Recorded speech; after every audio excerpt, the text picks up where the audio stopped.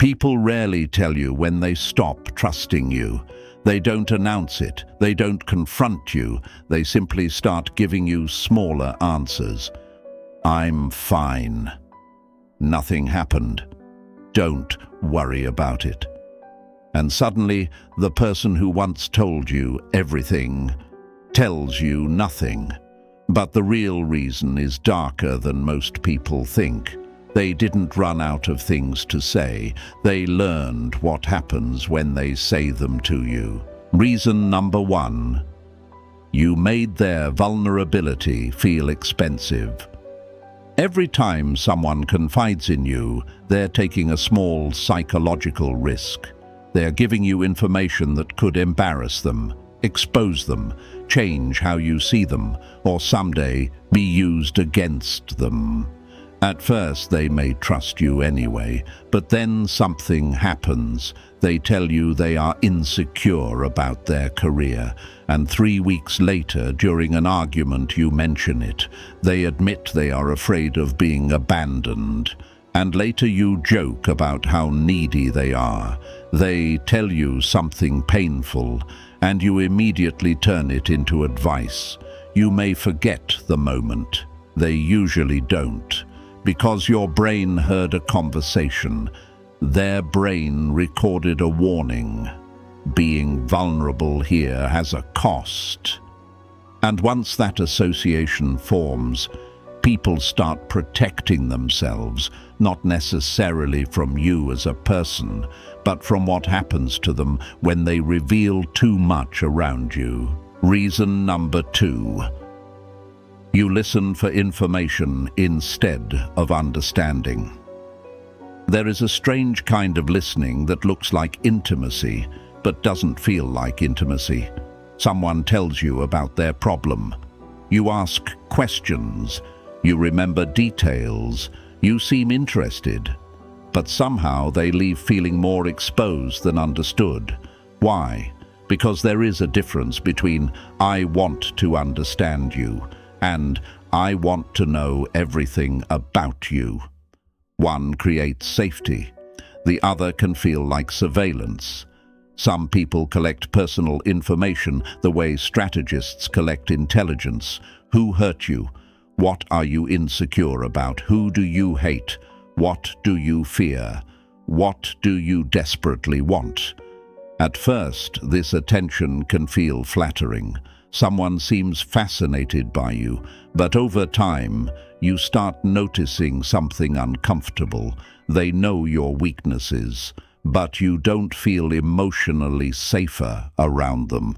That is when people begin withholding information. Reason number 3. You turn everything into yourself. Someone says, "I've been having a terrible week," and you say, "You think that's bad? You should hear what happened to me." They tell you about a breakup. You tell them about yours. They talk about fear. You explain your fear. They reveal something deeply personal, and within 30 seconds, the conversation belongs to you. You may believe you're relating to them, but what they may experience is something very different: displacement. Their vulnerable moment gets pushed out of the center. Eventually, they learn, if I tell this person something, I'm going to end up comforting them, listening to them, or discussing them. So they stop. Not because they don't have anything inside them, but because they no longer believe there will be room for it. Now think of one person in your life who used to tell you everything, but doesn't anymore. Don't think about what changed in them. Ask a more uncomfortable question. What did they learn about you? Maybe they learned you interrupt. Maybe they learned you judge. Maybe they learned you remember weaknesses during arguments. Maybe they learned their secrets travel farther than they expected. Or maybe they discovered something even more subtle. They realized you weren't listening to feel closer to them. You were studying them, and once a person feels studied instead of understood, every conversation changes. Reason number 4, you remember their weaknesses too well. There is something deeply unsettling about revealing an insecurity, and later discovering the other person stored it perfectly. Not because remembering is wrong, but because of how the information reappears. Imagine someone once tells you, "I always feel like I'm not good enough." Months later, during an argument, you say, "This is exactly why nobody takes you seriously." You may win the argument, but you have destroyed something much more valuable. You taught them that honesty creates ammunition, and people adapt extremely quickly to that lesson. Next time you ask, "What's wrong?" they will know exactly what's wrong. They just won't tell you. Reason number 5, you react too strongly to the truth. Sometimes people hide things from you because they are afraid of your reaction, not because they are dishonest, because experience taught them what honesty triggers: anger, panic, interrogation, lectures, silent treatment, drama. So they start editing reality before handing it to you. They give you the version they believe you can emotionally tolerate. This creates a strange illusion. You think, "They never tell me anything." But from their perspective, I can only tell you things that won't explode. If you want people to tell you difficult truths, you have to become someone who can hear difficult truths without turning every revelation into a crisis. Reason number 6. You rush to fix what they only wanted you to hear. Not every confession is a request for a solution. Sometimes someone says, "I feel lost," and they don't need a 5-step plan. They need 10 seconds where someone understands what being lost feels like. But many people become uncomfortable with another person's pain, so they immediately start repairing. Here's what you should do. You need to stop thinking like that. Have you tried this? Why don't you just... The intention may be good, but the hidden message can feel like, "Your emotion is a problem. Let's remove it." People open up when emotions are allowed to exist. They close down when every feeling immediately becomes a project. Reason number 7. You talk about other people's secrets. This one is simple. If someone regularly tells you private information about everyone else, eventually you understand something. You're probably not special. If they say, "Don't tell anyone, but Sarah told me," your brain remembers that sentence, because if Sarah trusted them and Sarah's story reached you, what happens to your story when you're not in the room? People watch how you handle information that doesn't belong to you.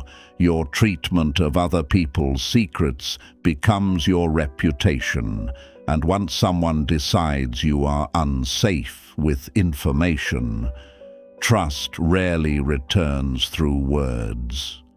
It returns through repeated evidence. Reason number 8. You judge before you understand. People test emotional safety with small disclosures. They don't usually begin with their deepest secret. They start small. "I don't really like my job. I think I'm struggling. I made a mistake." And then they watch your face, your tone, your first sentence. If your immediate response is, "How could you do that? That was stupid. I would never do something like that," they receive the message. Not, "You disagree with me," but, "There are parts of myself I cannot safely show you." After that, you may still have conversations. You may still laugh together. You may still be close socially. But the deepest layer disappears. Reason number 9. You made their pain entertaining.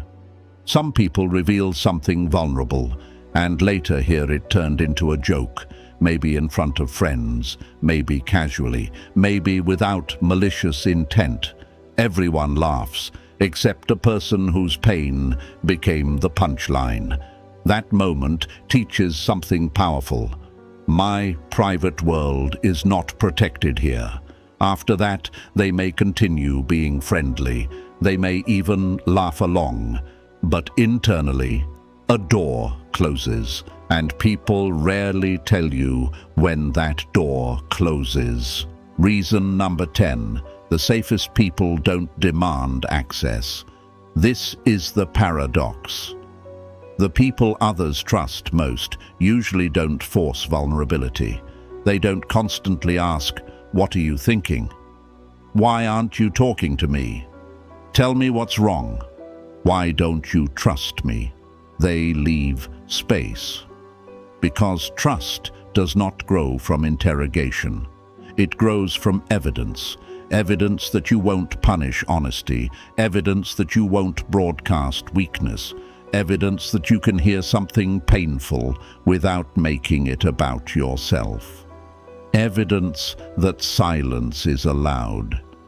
The safest person in the room is often the person who doesn't need to know everything. So when someone stops confiding in you, don't immediately assume they've become distant.